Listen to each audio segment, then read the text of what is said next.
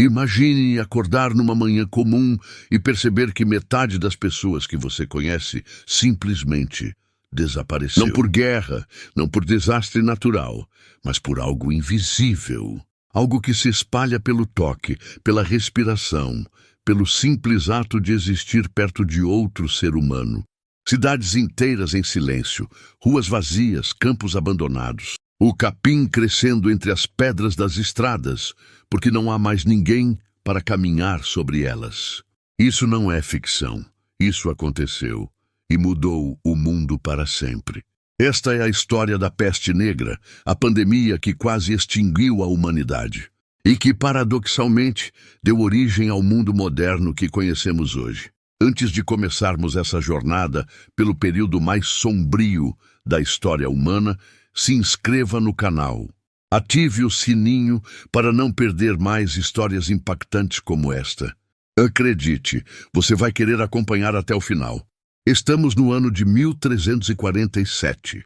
Você vive numa Europa medieval vibrante, caótica e em transformação. Os mercados estão cheios. As feiras atraem comerciantes de todos os cantos do mundo conhecido.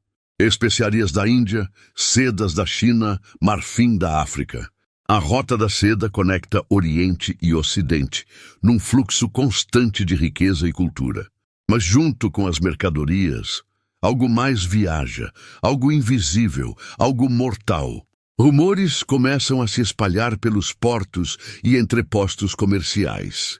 Histórias estranhas vindas do Oriente, cidades inteiras caindo em silêncio. Navios chegando aos portos sem tripulação viva. Uma doença tão terrível que matava pessoas saudáveis em questão de dias. No início, poucos acreditam. Afinal, o Oriente sempre foi fonte de lendas e exageros. Mas esses não são contos de viajantes embriagados. São avisos. Avisos de algo que já estava devastando o mundo há mais de uma década. A doença que chamamos hoje de peste negra era causada por uma bactéria, Yersinia pestis. Para as pessoas do século XIV, que não tinham conhecimento de bactérias ou germes, aquilo era castigo divino, possessão demoníaca, talvez o próprio fim do mundo. Eles estavam errados sobre a causa, mas não estavam errados sobre a escala da catástrofe. A Yersinia pestis é uma mestre do disfarce. Ela pode sobreviver em múltiplos hospedeiros, pode se espalhar de várias formas. E pode sofrer mutações que a tornam quase impossível de combater. A bactéria vive principalmente em roedores, ratos, camundongos, esquilos. Mas são as pulgas que servem como o sistema de entrega da morte. Quando uma pulga infectada pica um roedor, as bactérias se multiplicam rapidamente. Elas bloqueiam literalmente o estômago do inseto. Isso cria um pesadelo biológico. A pulga fica desesperadamente faminta, mas não consegue digerir adequadamente. Então ela morde de novo, e de novo, e de novo, regurgitando sangue infectado em cada nova ferida, espalhando a praga com cada tentativa desesperada de se alimentar. E aqui está a parte verdadeiramente aterrorizante. Quando a população de roedores morre, as pulgas não morrem com seus hospedeiros. Elas pulam para novos corpos, buscando novas fontes de sangue. E nas condições superlotadas das cidades medievais, os hospedeiros mais disponíveis eram humanos. Se você está gostando dessa história, deixe seu like e se inscreva no canal. Tem muito mais vindo por aí, e você não vai querer perder. A peste se manifestava em 3 formas principais, cada uma mais horripilante que a outra. Primeiro, a peste bubônica. Era a forma mais comum. Atacava o sistema linfático. As vítimas desenvolviam inchaços maciços e dolorosos, chamados bubões. Na virilha, nas axilas, no pescoço. Eram caroços negros e purulentos. Podiam crescer até o tamanho de maçãs. A dor era excruciante. A taxa de mortalidade ficava entre 30% e 75%. Mas havia algo pior. Segunda forma, a peste pneumônica. Esta atacava os pulmões. Transformava a própria respiração da vítima numa arma. Podia se espalhar diretamente de pessoa para pessoa, através de tosse e espirros. Extremamente contagiosa, as vítimas tossiam sangue. Morriam em dias, seus pulmões literalmente se afogando em fluido infectado. A taxa de mortalidade era quase 100%. Então havia a terceira forma, a mais aterrorizante de todas, a peste septicêmica. As bactérias entravam diretamente na corrente sanguínea, causando hemorragia interna massiva e falência de órgãos. As vítimas desenvolviam manchas escuras na pele à medida que os vasos sanguíneos se rompiam. Dava-lhes uma aparência enegrecida, o que provavelmente contribuiu para o nome da doença. A morte vinha rapidamente, às vezes em horas. A taxa de mortalidade era virtualmente 100%. O que tornava a peste negra tão devastadora não era apenas sua letalidade, era sua imprevisibilidade. A doença podia permanecer dormente em populações animais por anos, depois explodir em comunidades humanas com efeito devastador. Podia se espalhar através de rotas comerciais, seguindo mercadores e viajantes. Podia ficar escondida em cargas, em roupas, nos próprios bens que conectavam o mundo medieval. A peste não precisava de exércitos, não precisava de armas, precisava apenas de contato humano. A jornada da peste até a Europa começou muito antes do que a maioria das pessoas imagina. O primeiro surto registrado ocorreu nas montanhas Tian Shan, na Ásia Central, no início dos anos 1300. Ali, a doença circulava entre populações locais de roedores há séculos. Em 1330, a peste chegou à China. O impacto foi devastador. Registros chineses descrevem cidades onde os vivos mal conseguiam enterrar os mortos, onde famílias inteiras desapareciam da noite para o dia, onde as ruas ficavam cobertas de cadáveres que ninguém ousava tocar. A doença então se espalhou para o oeste, seguindo as rotas comerciais, através da Ásia Central e chegando ao Oriente Médio. Em 1346, alcançou a Península da Crimeia. E foi lá que aconteceu algo que mudaria a história da Europa para sempre. Na cidade portuária de Cafa, atual Feodósia, a peste encontrou algo que aceleraria sua disseminação: o comércio marítimo. Cafa era uma colônia comercial genovesa, um porto movimentado onde mercadores de todo o mundo conhecido vinham trocar mercadorias. A cidade também estava sob cerco das hordas mongóis, lideradas pelo Khan Janibeg. Quando a peste eclodiu entre as forças mongóis, deveria ter encerrado o cerco. Em vez disso, tornou-se o ponto de lançamento para um dos ataques biológicos mais devastadores da história. Segundo o cronista Gabriel de Mussis, os mongóis usaram catapultas para arremessar cadáveres infectados pela peste sobre os muros de Cafa, espalhando deliberadamente a doença entre os defensores. Se esse relato é totalmente preciso ou não, o resultado é inegável. A peste tomou conta de Cafa e de lá embarcou em navios com destino à Europa. Em outubro de 1347, 12 navios chegaram cambaleando ao porto de Messina, na Sicília. Aqueles que se aproximaram ansiosos foram recebidos com uma visão aterrorizante. Quase todos a bordo estavam mortos ou agonizando, sua pele coberta de bolhas negras que pingavam sangue e pus. As autoridades sicilianas, horrorizadas, exigiram que os navios partissem imediatamente. Mas era tarde demais. O dano já estava feito. A peste negra havia chegado à Europa, e milhões morreriam no que se tornaria um dos maiores desastres da história humana. Esta história está apenas começando a ficar intensa. Se inscreva no canal agora para acompanhar cada detalhe devastador dessa jornada. Garanto que você vai querer ver como isso termina. Os navios que trouxeram a morte para a Europa não carregavam apenas marinheiros infectados. Carregavam ratos infectados, pulgas infectadas. À medida que as embarcações atracavam em portos pelo Mediterrâneo, esses minúsculos passageiros desembarcavam, espalhando-se pelos ambientes urbanos que se tornariam campos de reprodução perfeitos para a peste. As cidades medievais eram, pelos padrões modernos, incrivelmente insalubres. O gerenciamento de resíduos era primitivo, na melhor das hipóteses. Dejetos humanos e animais eram frequentemente despejados diretamente nas ruas. As construções ficavam amontoadas, múltiplas famílias compartilhando espaços minúsculos. A população de ratos prosperava nessas condições. E onde iam os ratos, as pulgas os seguiam. O momento da chegada da peste à Europa não poderia ter sido pior.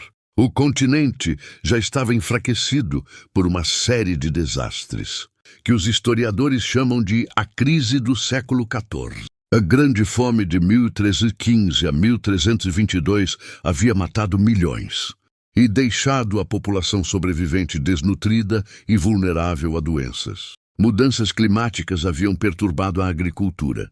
Um período de resfriamento conhecido como Pequena Era do Gelo. A instabilidade política era desenfreada. A Guerra dos 100 Anos entre Inglaterra e França havia começado em 1337, drenando recursos e interrompendo o comércio. A Igreja Católica estava em crise, com papas rivais reivindicando autoridade. Tensões sociais aumentavam à medida que o sistema feudal começava a se desintegrar. Neste mundo enfraquecido e caótico, chegou uma doença que parecia projetada para explorar cada vulnerabilidade. A peste não discriminava. Matava ricos e pobres, jovens e velhos, clero e leigos com igual eficiência. Mas prosperava nas condições que a vida medieval proporcionava. Cidades superlotadas, saneamento precário, conhecimento médico limitado. E extensas redes comerciais que podiam transportar a doença por vastas distâncias. Florença, um dos grandes centros da cultura renascentista, perdeu cerca de 60% de sua população. A cidade que havia produzido Dante e depois nutriria Michelangelo. Tornou-se uma casa mortuária, onde os vivos mal conseguiam enterrar os mortos. Giovanni Boccaccio, que viveu a peste em Florença, descreveu cenas de horror. Quantos homens valentes, quantas belas damas tomavam café da manhã com seus parentes e à noite jantavam com seus ancestrais no outro mundo. A condição do povo era lamentável de se ver. Adoeciam aos milhares diariamente. Muitos morriam nas ruas abertas. Outros, morrendo em suas casas, tornavam isso conhecido pelo fedor de seus corpos apodrecendo. Veneza, apesar de sua riqueza e governo sofisticado, perdeu aproximadamente 60% de sua população. Os famosos canais da cidade, que a haviam tornado uma grande potência marítima, tornaram-se vias navegáveis entupidas de cadáveres. Na Inglaterra, a peste chegou em junho de 1358, desembarcando no porto de Melcombe Regis, em Dorset. Dali se espalhou rapidamente pelo país, chegando a Londres em setembro, e continuando para o norte até a Escócia e para o oeste até o país de Gales. Os ingleses a chamavam de a Grande Mortalidade. Crônicas contemporâneas descrevem um reino levado aos joelhos por um inimigo invisível. O impacto da peste na Inglaterra rural foi particularmente devastador, porque a economia do país era esmagadoramente agrícola. Vilarejos inteiros foram abandonados conforme suas populações morriam ou fugiam. O Domesday Book, compilado em 1086, havia registrado mais de 13.000 assentamentos.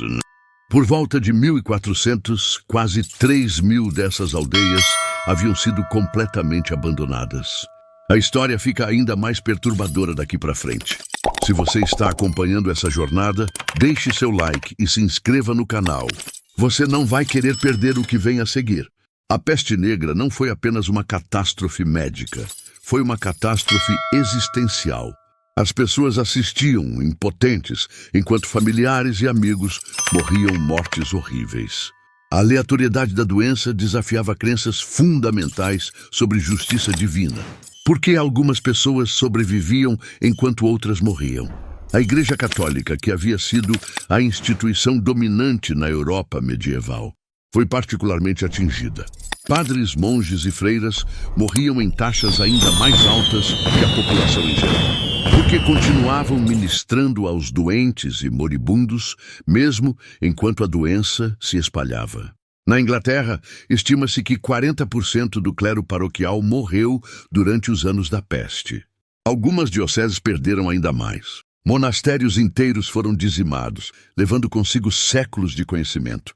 A Universidade de Oxford perdeu 2/3 de seus mestres.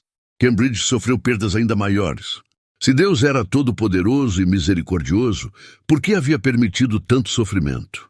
Se a peste era punição divina pelo pecado, por que matava os piedosos ao lado dos ímpios? Crianças ao lado de adultos, clero ao lado de leigos? Essas perguntas não tinham respostas fáceis, e as tentativas da igreja de fornecê-las frequentemente pareciam inadequadas. Alguns clérigos pregavam que a peste era punição divina pelos pecados da humanidade, particularmente os pecados do orgulho, ganância e luxúria. Outros argumentavam que a peste era um teste de fé, semelhante às provações de Jó. Ainda outros sugeriam que a peste fazia parte do plano misterioso de Deus, incompreensível à razão humana. A resposta mais radical veio daqueles que questionaram se a peste poderia sinalizar o fim do mundo. A peste também deu origem a novas formas de expressão religiosa, que frequentemente desafiavam a autoridade da igreja. O movimento dos flagelantes varreu a Europa. Grupos de penitentes viajavam de cidade em cidade, chicoteando-se até sangrar, em exibições públicas de penitência. Eles acreditavam que a peste era punição divina e que apenas atos extremos de automortificação poderiam apaziguar a ira de Deus. Essas procissões de flagelantes tornaram-se espetáculos de massa que atraíam multidões enormes. Os flagelantes entravam numa cidade cantando hinos e entoando orações. Depois se despiam até a cintura e começavam a se bater com chicotes de couro, gravejados de pontas de metal. O sangue fluía livremente, enquanto eles continuavam seu ritual por horas, às vezes dias. As multidões se juntavam às orações e às vezes à autoflagelação, criando cenas de histeria religiosa em massa. A peste também desencadeou uma onda de violência antissemita em toda a Europa. Os judeus foram culpados por causar a peste através do envenenamento de poços, profanação de hóstias e outros crimes alegados. Esse bode expiatório foi particularmente intenso nas regiões germânicas, onde comunidades judaicas inteiras foram massacradas por multidões, convencidas de que eliminar os judeus acabaria com a peste. Em Estrasburgo, 2.000 judeus foram queimados vivos em seu cemitério. No Dia dos Namorados de 1349, em Mainz, 6.000 judeus foram mortos num único dia. Comunidades judaicas inteiras na Renânia foram exterminadas, não pela peste, mas por seus vizinhos cristãos. Esta é uma das histórias mais importantes e impactantes já contadas. Se inscreva no canal para mais conteúdos históricos profundos como este. Não deixe de ativar as notificações. A peste negra não apenas matou pessoas, matou um modo de vida inteiro. O sistema feudal que havia estruturado a sociedade europeia por séculos foi construído sobre um equilíbrio delicado de terra, trabalho e lealdade. Quando a peste removeu cerca de 1/3 da população da Europa em apenas 5 anos, esse equilíbrio foi destruído para sempre. Antes da peste, a sociedade europeia era rigidamente hierárquica. No topo estava a nobreza, que possuía a terra e fornecia serviço militar. Abaixo deles estava o clero, e na base estavam os camponeses. Cerca de 90% da população. Esse sistema funcionava porque a terra era valiosa e o trabalho era barato. Com uma população crescente e terras aráveis limitadas, os camponeses tinham pouca escolha, a não ser aceitar quaisquer termos que seus senhores oferecessem. A peste mudou tudo. De repente, a terra era abundante e o trabalho era escasso. Campos que haviam sido cuidadosamente cultivados por gerações ficavam vazios, porque não havia ninguém para trabalhar neles. Os sobreviventes da peste se encontraram numa posição de poder econômico sem precedentes. Eles podiam exigir salários mais altos, melhores condições de trabalho e maior liberdade de movimento. Senhores que antes ditavam os termos aos seus servos, agora se viam competindo por trabalhadores, oferecendo incentivos que teriam sido impensáveis antes da peste. Na Inglaterra, o governo tentou manter o sistema antigo através de legislação. O Estatuto dos Trabalhadores, aprovado em 1351, tentou congelar os salários nos níveis anteriores à peste e impedir que os camponeses se movessem entre empregadores. Mas as leis não podiam mudar a realidade econômica. Com o trabalho tão escasso, os empregadores estavam dispostos a pagar o que fosse necessário, independentemente do que a lei dizia. Os camponeses começaram a se mover livremente entre empregadores, buscando as melhores ofertas que podiam encontrar. Os velhos laços da servidão começaram a se dissolver. A transformação foi particularmente dramática na Inglaterra, onde a peste havia matado cerca de 40% a 60% da população. Aldeias inteiras foram abandonadas. Os sobreviventes se concentraram nas áreas mais férteis, deixando vastas extensões de campo vazias. Esse colapso demográfico criou oportunidades de mobilidade social, que haviam sido impossíveis sob o sistema antigo. Alguns camponeses acumularam terras abandonadas, tornando-se fazendeiros substanciais por direito próprio. Outros se mudaram para vilas e cidades onde a demanda por artesãos era alta. As categorias sociais rígidas que haviam definido a sociedade medieval começaram a se desfazer. A nobreza inicialmente resistiu a essas mudanças, mas teve pouca escolha senão se adaptar. Com suas fontes tradicionais de renda interrompidas, muitos senhores foram forçados a converter suas propriedades da agricultura intensiva em mão de obra para a criação de ovelhas, que requeria menos trabalhadores, mas podia ser altamente lucrativa, devido à crescente demanda por lã. Essa mudança da agricultura para a pecuária transformaria a paisagem inglesa e contribuiria para o movimento de cercamento de séculos posteriores. A peste também acelerou o desenvolvimento de uma economia monetária, com as obrigações feudais tradicionais se tornando difíceis de fazer cumprir. Os senhores cada vez mais comutavam serviços de trabalho em pagamentos em dinheiro. Essa monetização das relações sociais contribuiu para o crescimento de sistemas bancários e de crédito que financiariam a expansão comercial. Da Baixa Idade Média, das cinzas da peste negra, surgiu um dos movimentos culturais mais notáveis da história humana, o Renascimento. Esse florescimento da arte, literatura, filosofia e investigação científica não foi meramente coincidente com as consequências da peste. Em muitos aspectos, foi uma resposta direta à catástrofe demográfica e social que havia remodelado a civilização europeia. A conexão entre a peste negra e o Renascimento pode parecer paradoxal. Como tanta mortalidade devastadora poderia levar a tal explosão de criatividade? A resposta está nas maneiras profundas pelas quais a peste transformou a sociedade, criando condições unicamente favoráveis à inovação intelectual e artística. O fator mais imediato foi econômico. A catástrofe demográfica havia concentrado riqueza em menos mãos, criando uma classe de sobreviventes que tinham recursos sem precedentes para dedicar a atividades não essenciais, como arte, literatura e aprendizado. Em Florença, por exemplo, famílias como os Médici haviam acumulado vastas fortunas parcialmente através de sua sobrevivência à peste e sua capacidade de aproveitar as oportunidades econômicas que ela criou. Essa concentração de riqueza foi crucial para o desenvolvimento da cultura renascentista, porque empreendimentos artísticos e intelectuais exigiam patronos. As pinturas complexas, esculturas elaboradas e investigações acadêmicas que caracterizaram o Renascimento eram empreendimentos caros, que só podiam ser apoiados por indivíduos ou instituições ricos. Mas o Renascimento foi mais do que apenas produto de oportunidade econômica. Foi também uma resposta à crise intelectual e espiritual criada pela peste. A pandemia havia despedaçado muitas das certezas que haviam estruturado o pensamento medieval.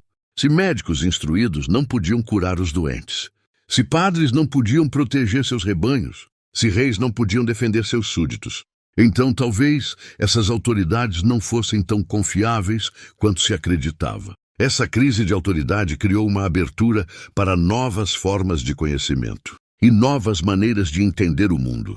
O movimento humanista que emergiu nos séculos XIV e XV foi parcialmente uma resposta a essa crise. Humanistas como Petrarca e Boccaccio se afastaram da especulação teológica abstrata, que havia dominado a erudição medieval. E, em vez disso, focaram na experiência humana, emoção e realização. Eles estudaram textos clássicos não apenas por seu conteúdo religioso, mas por suas percepções sobre a natureza humana e as possibilidades da realização humana. A peste também mudou as atitudes europeias em relação ao tempo e à mortalidade, de maneiras que influenciaram a cultura renascentista. A visão de mundo medieval havia enfatizado a natureza temporária da vida terrena e a importância de se preparar para a eternidade. A peste havia tornado a morte imediata e universal, mas também havia tornado a vida mais preciosa e urgente. Isso criou uma nova ênfase em aproveitar ao máximo a existência terrena, em alcançar a grandeza e deixar um legado duradouro. Leonardo da Vinci, Michelangelo, Rafael, esses gigantes do Renascimento não estavam apenas criando arte. Estavam afirmando o valor da vida humana, a beleza do mundo físico e o potencial ilimitado do espírito humano. O Davi de Michelangelo, esculpido de um único bloco de mármore, representava o triunfo da habilidade e criatividade humanas sobre as limitações da matéria bruta. O teto da Capela Sistina retratava a criação da humanidade, com uma grandiosidade e dignidade que refletiam a crença humanista no valor e potencial humanos. Esta transformação da tragédia em triunfo é uma das histórias mais inspiradoras da história humana. Se você está apreciando essa jornada, por favor, se inscreva no canal e compartilhe com alguém que também amaria conhecer essa história. A peste negra oficialmente terminou em 1353, mas sua sombra se estendeu por séculos, moldando a civilização europeia de maneiras que ainda são visíveis hoje. A peste havia feito mais do que matar pessoas. Havia alterado fundamentalmente a trajetória do desenvolvimento humano. A população da Europa, que havia atingido talvez 75 milhões antes da pandemia, caiu para cerca de 50 milhões em 1353. Isso representou não apenas um revés temporário, mas uma mudança fundamental na trajetória demográfica do continente. Levaria quase 2 séculos para a população da Europa retornar aos níveis anteriores, e as consequências sociais e econômicas dessa catástrofe persistiriam ainda mais tempo. Milhares de aldeias que haviam sido abandonadas durante os anos da peste nunca foram reocupadas. Somente na Inglaterra, quase 3.000 assentamentos registrados no Domesday Book de 1086 haviam desaparecido por volta de 1400. Essas aldeias perdidas tornaram-se sítios arqueológicos. Suas fundações escondidas sob grama e flores silvestres. Testemunho silencioso do impacto devastador da peste. As terras agrícolas abandonadas gradualmente retornaram à floresta, criando uma paisagem mais arborizada do que existira por séculos. Esse reflorestamento teve importantes consequências ecológicas, fornecendo habitat para populações de vida selvagem, que haviam sido reduzidas pela expansão agrícola medieval. Em algumas regiões, lobos e outros grandes predadores retornaram. Há áreas onde haviam sido extintos por gerações. As mudanças demográficas também tiveram consequências genéticas de longo prazo. A peste não havia matado aleatoriamente. Ela havia selecionado contra certas variantes genéticas enquanto favorecia outras. Pessoas com mutações genéticas que forneciam resistência à Yersinia pestis eram mais propensas a sobreviver e se reproduzir, aumentando gradualmente a frequência desses alelos protetores na população europeia. Estudos genéticos modernos confirmaram que os europeus hoje carregam marcadores genéticos que refletem o encontro de seus ancestrais com a peste negra, variantes de genes envolvidos na função imunológica, particularmente aqueles relacionados à resistência a infecções bacterianas, mostram evidências claras de terem sido selecionadas durante os anos da peste. Num sentido muito real, a peste negra ajudou a moldar o genoma europeu moderno. O impacto da peste no desenvolvimento político europeu foi igualmente profundo. A catástrofe demográfica havia enfraquecido as instituições feudais tradicionais e acelerado a centralização do poder político. Reis e príncipes que sobreviveram à peste se viram governando populações menores, mas mais gerenciáveis, com posição nobre reduzida, e maiores recursos per capita. Essa centralização do poder contribuiu para o surgimento do sistema estatal moderno. O complexo aparato administrativo necessário para governar sociedades pós-peste exigia burocracias profissionais, exércitos permanentes e sistemas sofisticados de coleta de impostos. Essas instituições, desenvolvidas em resposta aos desafios do mundo pós-peste, tornar-se-iam a fundação dos governos europeus modernos. O legado econômico da peste negra foi igualmente duradouro. A catástrofe demográfica havia acelerado a transição do feudalismo para o capitalismo, criando novas formas de organização econômica, que dominariam o desenvolvimento europeu por séculos. A concentração de riqueza em menos mãos havia fornecido o capital necessário para a expansão comercial, enquanto a escassez de mão de obra havia encorajado a inovação tecnológica e métodos de produção mais eficientes. A peste também havia contribuído para o desenvolvimento de novas instituições e práticas financeiras. O aumento do uso de dinheiro em transações econômicas, combinado com a necessidade de gerenciamento de risco mais sofisticado, havia levado a inovações em bancos, seguros e contabilidade, que se tornariam características padrão do capitalismo moderno. Ao chegarmos ao fim desta jornada, por um dos capítulos mais sombrios da história, ficamos com perguntas que ecoam através dos séculos. Como um organismo microscópico pôde trazer as poderosas civilizações da Europa, Ásia e África aos joelhos? Como a humanidade sobreviveu ao seu encontro mais próximo com a extinção? E talvez mais importante, o que a peste negra nos ensina sobre nosso próprio mundo e nossas próprias vulnerabilidades. A peste que varreu o mundo conhecido entre 1330 e 1353. Foi mais do que apenas uma doença, foi uma revelação. Revelou a interconexão das sociedades humanas, a fragilidade de nossas realizações, a velocidade com que séculos de progresso podiam ser desfeitos. Mas também revelou algo mais, a notável resiliência do espírito humano e nossa capacidade de reconstruir, adaptar e transcender, até as catástrofes mais devastadoras. A peste negra matou cerca de 75 a 200 milhões de pessoas em todo o mundo, cerca de 30 a 60% da população da Europa, e proporções semelhantes na Ásia e no norte da África. Essas não são apenas estatísticas. Representam o apagamento de linhagens inteiras, o silenciamento de idiomas, o abandono de cidades que haviam existido por milênios. A peste não apenas matou pessoas, matou modos de vida inteiros. No entanto, dessa catástrofe sem precedentes, surgiram alguns dos desenvolvimentos mais importantes da história humana. O Renascimento, a Revolução Científica, a ascensão do capitalismo moderno, o desenvolvimento de sistemas de saúde pública, a emergência do Estado moderno. Todas essas transformações tiveram raízes nas convulsões sociais, econômicas e intelectuais, causadas pela peste negra.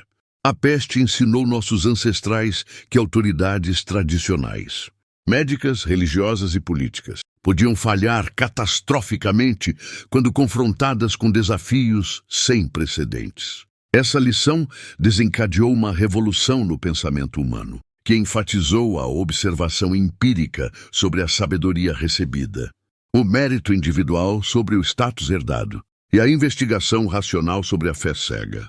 O mundo moderno, com todas as suas realizações e lutas contínuas, nasceu dessa crise de autoridade. Os sobreviventes da peste negra aprenderam a pensar de forma diferente sobre risco, incerteza e o futuro.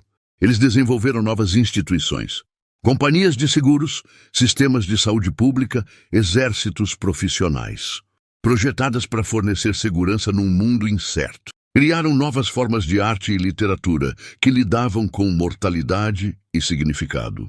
Construíram novos sistemas econômicos que podiam se adaptar a mudanças rápidas e convulsões demográficas.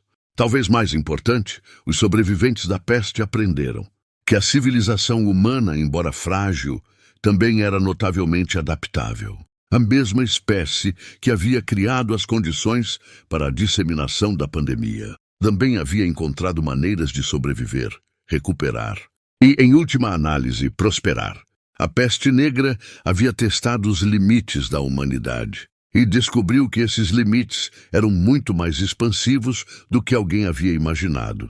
À medida que enfrentamos nossos próprios desafios globais no século XXI, mudanças climáticas, doenças emergentes, disrupção tecnológica, desigualdade social, as lições da peste negra permanecem surpreendentemente relevantes.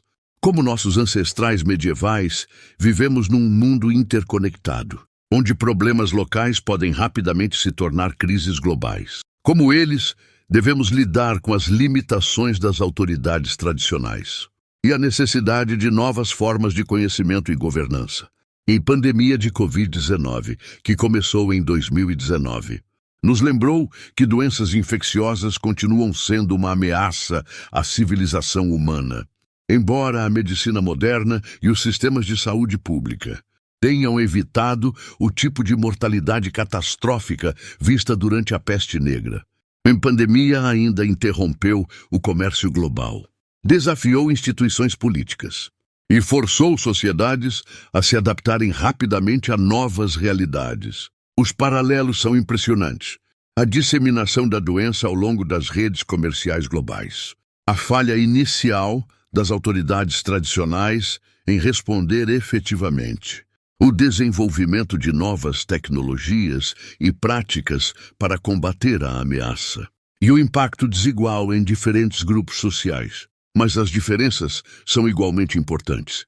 A ciência moderna nos permitiu identificar o patógeno, entender seus mecanismos de transmissão e desenvolver vacinas eficazes em tempo recorde. Sistemas de comunicação global permitiram o compartilhamento rápido de informações e a coordenação de respostas. Instituições internacionais, por mais imperfeitas que sejam, forneceram estruturas para cooperação e apoio mútuo. A peste negra levou anos para se espalhar pelos continentes e décadas para seguir seu curso. E Covid-19 se espalhou pelo mundo em meses e foi controlada, embora não eliminada, em poucos anos. Essa aceleração reflete tanto a maior conectividade de nosso mundo moderno, quanto nossa capacidade aprimorada de responder a desafios globais. No entanto, as lições fundamentais permanecem as mesmas. A civilização humana é mais frágil e mais resiliente do que frequentemente imaginamos. Nossas maiores realizações podem ser ameaçadas por forças além de nosso controle imediato. Mas nossa capacidade de adaptação, inovação e renovação também é maior do que frequentemente percebemos. A peste negra nos lembra que o progresso não é inevitável, que a civilização não é garantida e que as instituições e valores que prezamos devem ser ativamente defendidos e continuamente renovados. Mas também nos lembra que os seres humanos são capazes de coisas extraordinárias quando enfrentam desafios extraordinários. Os sobreviventes da peste negra reconstruíram seu mundo, não retornando ao que existia antes, mas criando algo novo e melhor. Eles usaram a crise como uma oportunidade para questionar velhas suposições, desenvolver novas instituições e explorar novas possibilidades. Ao fazer isso, lançaram as fundações para o mundo moderno, com todas as suas realizações e potencial contínuo. À medida que enfrentamos nossos próprios desafios, faríamos bem em lembrar seu exemplo. A peste negra havia sido a hora mais sombria da humanidade, mas também havia sido um catalisador para algumas de nossas maiores realizações. A peste que dizimou metade da humanidade também, no final, a ajudou a criar o mundo que habitamos hoje. Um mundo moldado pela catástrofe, mas também pela notável capacidade do espírito humano de se erguer das cinzas e construir algo novo. A escuridão foi explorada, as lições foram reveladas. Agora, cabe a nós garantir que a sabedoria obtida, com a maior catástrofe da humanidade, ilumine o caminho, em direção a um futuro mais resiliente, mais justo e mais esperançoso. A peste negra pode ter terminado há mais de 6 séculos, mas sua lição mais importante permanece tão relevante hoje quanto era então. Mesmo em nossas horas mais sombrias, o espírito humano persiste. Se adapta e, em última análise, prevalece. A peste que dizimou metade da humanidade também, paradoxalmente, ajudou a criar as condições para o maior florescimento da humanidade. Das cinzas do mundo medieval surgiram o Renascimento, o Iluminismo e a Era Moderna. A maior catástrofe da história humana também foi, de muitas maneiras, a maior oportunidade da humanidade para renovação e crescimento. Esta foi a história da peste negra, a praga que dizimou metade da humanidade. Uma história de morte, mas também de renascimento. Uma história de desespero, mas também de esperança. Uma história que nos lembra que mesmo quando tudo parece perdido, o espírito humano tem a capacidade extraordinária de sobreviver, se adaptar e criar algo novo e belo, das cinzas da tragédia.